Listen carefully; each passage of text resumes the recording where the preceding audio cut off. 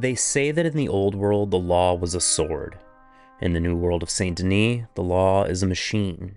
But there's a secret tradition that spans both. The tradition of the man who loses his head but keeps his voice.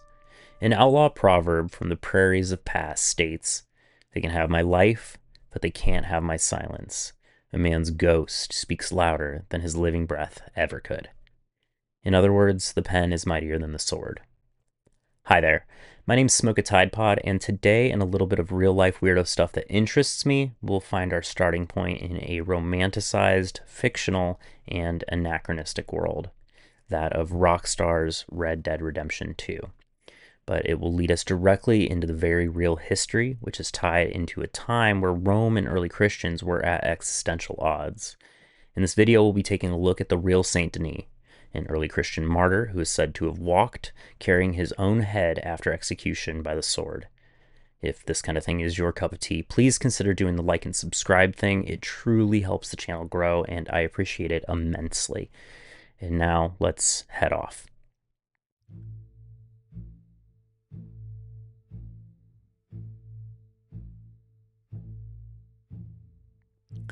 Recently, I was watching a friend, Andy Scheibel, play through Red Dead 2 on Twitch. Do check him out. He's a gem and criminally underwatched. Anyway, he hits the city of Saint Denis, and if you've played the game, you know this feeling of leaving the dusty trails of the frontier and crossing the tracks, and suddenly there's smog and streetcars and the crushing weight of civilization. It's the largest city in the game, and while we all know it's a stand-in for New Orleans, even the name Saint Denis is a direct nod to that heritage. Me, though, I thought the word Saint Denis were kind of funny, and I wanted to see if there was one, and I immediately got sidetracked, and to be honest, I still don't know if there's a Saint Denis, so if you do, I guess comment. But what I did end up stumbling into was absolutely fascinating, and given the nature of the channel, here we are.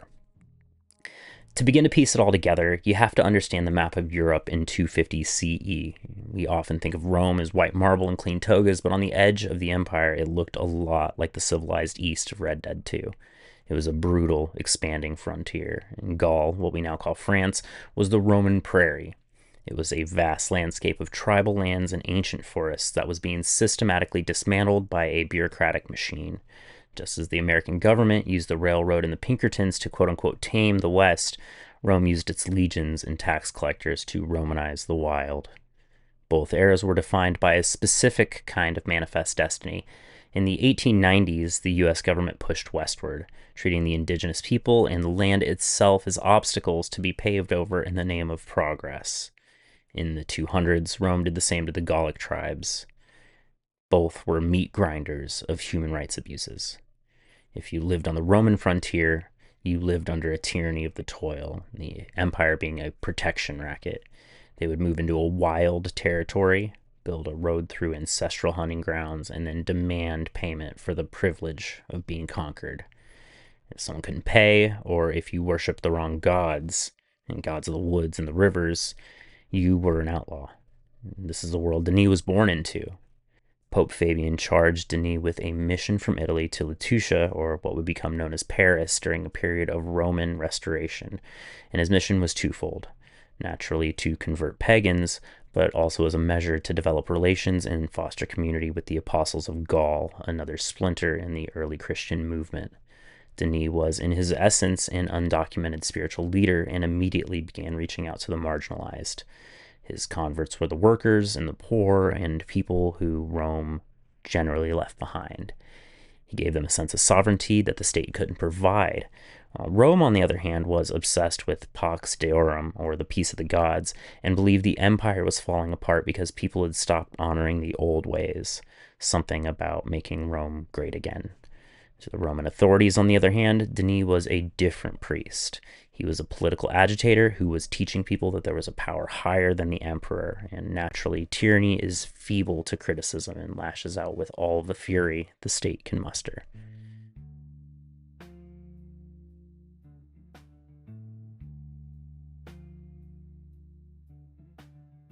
The thing is, by committing to mission abroad at such a time, Denis was walking into a landscape where the frontier was being closed by force.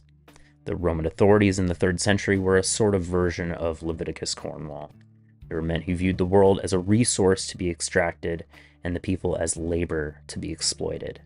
In this context, Denis' message of a kingdom not of this world was the ultimate threat to the state. He was telling the people on the edge of the empire that the Roman machine didn't own their souls. And he was an outlaw for the same reason Arthur was. He represented a way of life, the sovereignty of the self, that the expanding empire simply could not allow to exist.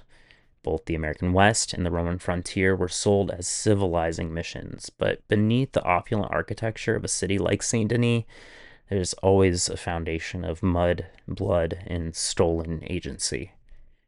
By the year 258 CE, the Roman governor had seen enough. The crisis of the 3rd century was peaking, and the state needed a scapegoat.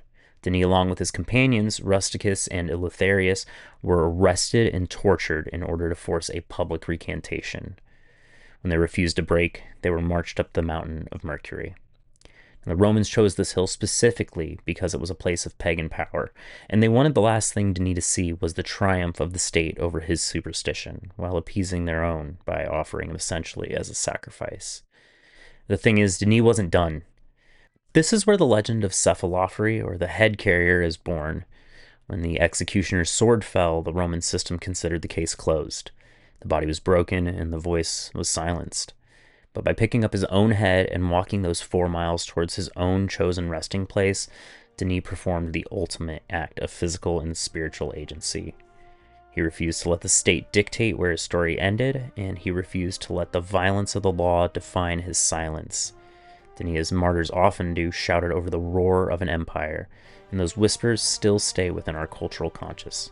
The walk he took, head in hand, was a sermon on repentance, and the spot where he eventually would fall became the site of the Basilica of Saint Denis, and would be the burial site for nearly every king of France. Because of his specific martyrdom, he's the patron saint of headaches and migraines, for obvious reasons, rabies and possession, linked historically to a loss of one's mind or senses, and of course France and Paris as the foundational protector of the nation. My favorite is probably in connection with the rabies, but he also offers guidance to those afraid of water.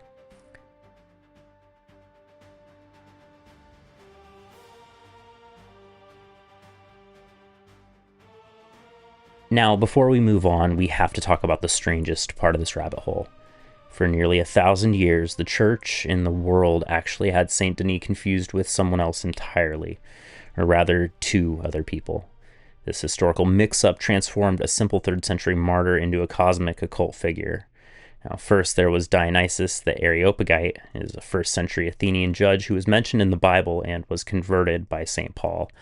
And then in the 5th century, a mysterious, anonymous philosopher wrote a series of high-level mystical texts, such as the celestial hierarchies, and signed them with the same name.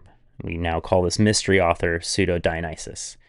In the 9th century, an ambitious abbot in France named Hilduin decided to unify the brand, and he claimed that the headless martyr of Paris, the biblical judge from Athens, and the mystical philosopher were all the same man. By merging the 3, Hilduin created a super saint, and suddenly the man who walked with his own head wasn't just a brave bishop. He was a student of St. Paul and a master of Neoplatonic magic who understood the literal ranking of the angels' choir. In the 9th century, an ambitious abbot in France named Hilduin decided to unify the brand. He claimed that the headless martyr of Paris, the biblical judge from Athens, and the mystical philosopher were all the same man. By merging the 3, Hilduin created a super saint, and suddenly the man who walked with his own head wasn't just a brave bishop. He was a student of St. Paul and a master of Neoplatonic magic who understood the literal ranking of the choirs of angels. This is why in the Middle Ages, Saint Denis was treated with such terrifying awe. He wasn't just a survivor of the Roman meat grinder. He was a sort of bridge to the divine dark. He held secrets of the heavens in the same hands that he held his own severed head. Even though historians eventually untangled them, that aura of forbidden knowledge still clings to his name.